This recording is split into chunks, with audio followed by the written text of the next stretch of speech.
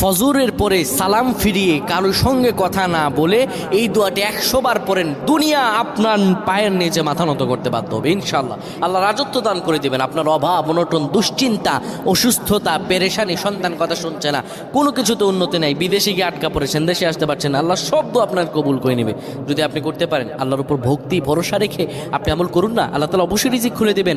আল্লাহ তাআলা আল্লাহু খায়রুর রাজিকিন, আল্লাহ হচ্ছে উত্তম রিজিক দাতা, আল্লাহ আপনার তো অবশ্যই কবুল করবেন। আল্লাহ বলেছেন উদউনি আস্তাজিব লাকুম, আমার কাছে চাও আমি দিয়ে দিব।